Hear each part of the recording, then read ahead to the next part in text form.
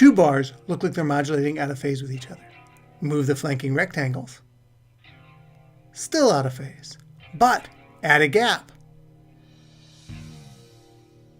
In phase. So once again, apart, out of phase, together out of phase, small gap, in phase.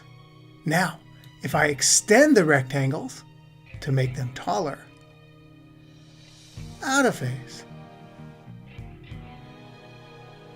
in phase, out of phase, in phase.